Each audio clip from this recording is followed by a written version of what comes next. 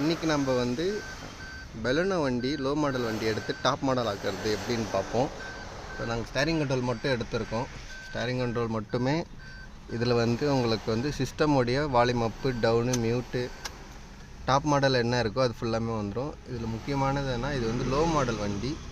Low model வண்டியில் வந்து நாங்கள் இப்போ வந்து க்ரூஸ் கண்ட்ரோலை ஆட் பண்ணியிருக்கோம். இப்போ பாருங்கள், க்ரூஸ் பட்டன் ப்ரெஸ் பண்ணுறேன், ஆட்டோமேட்டிக்காக ஒர்க் ஆகுது க்ரூஸ் கண்ட்ரோல். எந்த இசிஎம் லைட்டும் எதுவும் எரியல, எல்லாமே பக்கவாக பண்ணி கொடுத்துருவோம், ஒன்றும் பிரச்சனை இல்லை. இது வந்து old model steering control with ஹப்போடு நாங்களே ஃபிட்டிங் பண்ணி கொடுத்துருவோம்.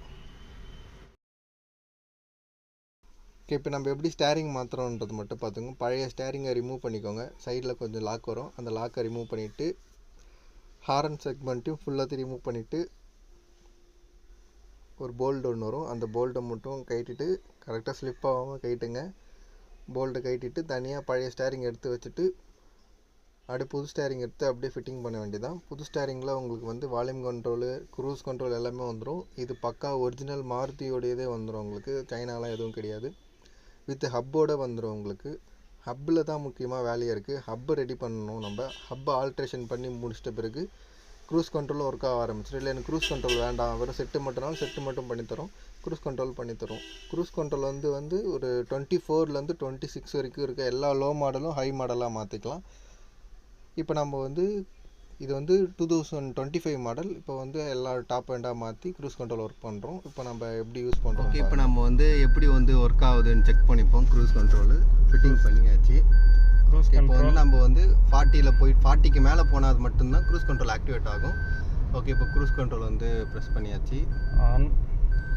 க்ரூஸ் கண்ட்ரோல் வந்து ஆன் ஆகிடுச்சு எப்பயும் போல். செட். ஓகே, இப்போ செட் பண்ணுறோம் நம்ம. இப்போ 50ல் போதா, ஆக்சிலேட்டர்லேருந்து எடுத்தாச்சு காலை. 50ல் போகுது. இப்போ வந்து ஓவர்டேக் பட்டோம்னா லாங் ப்ரெஸ் பண்ணால் அப்படியே வண்டி ஏறுது பாருங்கள்.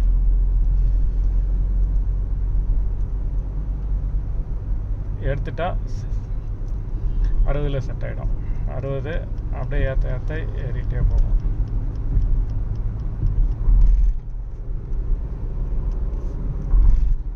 மீட்டரிங் கட்டுங்க. இப்போ வந்து பேரிகேட் எடுத்து நம்ம இது பண்ணுவோம்.